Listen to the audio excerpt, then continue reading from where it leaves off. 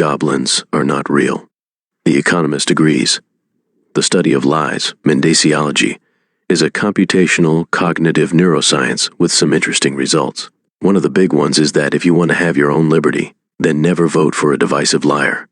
The Economist, an English publication that is actually guided by a historical sense of morality, just agreed with the science of mendacology.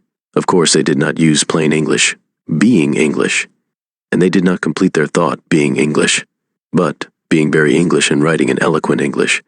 They used 3 titles for their article: The Politics of Paranoia, Imaginary Hobgoblins, Scaremongering Works, Fans of the Truth Should Fear It, Fearmongering Works, Fans of the Truth Should Fear It.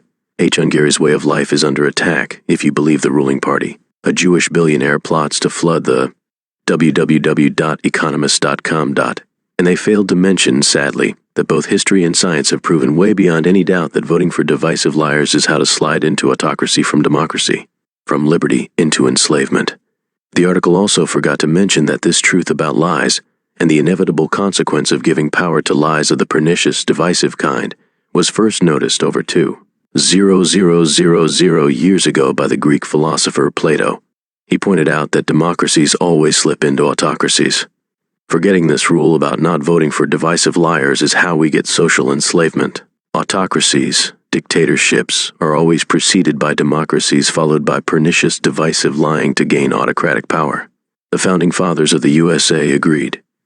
The entire theme of George Washington's farewell address to the American people in 1797 was precisely this same warning about imaginary hobgoblins, or in more modern terminology, conspiracy theories. Washington's farewell address took him several years to carefully compose, but, like any good ex-Englishman, his eloquence perhaps outdid him. In Hayes's own words of warning as Hayes' farewell to us, he says in his first 3 sentences, "This is the most important message I have for you. IT is about those who lie divisively, and you should not vote for them." To quote, "Your welfare urges me to offer the result of much reflection which appear to me all important. From different quarters many artifices will be employed to weaken your minds, covertly and insidiously directed. You should watch for your preservation with jealous anxiety, indignantly frowning upon the first dawning of every attempt to alienate any portion of our country from the rest." And Washington then explains why. It is because you will lose your liberty. You will slip into repressive autocracy. Again, here are his exact words. "The domination of one faction over another, sharpened by the spirit of revenge natural to party dissension, which in different ages and countries has perpetrated the most horrid enormities, is itself a frightful despotism." The whole summary of Washington's farewell, in his own quiet English words, is here. George Washington's case for convicting Donald Trump. Truth to power. Medium.com. Even Hitler knew this, and in fact, he explicitly successfully planned on it, as proven by his book written from prison. Here is proof of that, and proof that such autocrats are motivated by securing all liberty to themselves, at the expense of your liberty. From 1940, Dictator Lies. First, get elected then. Medium.com. When you vote, if you vote, please remember this simple rule, in admittedly plain American English.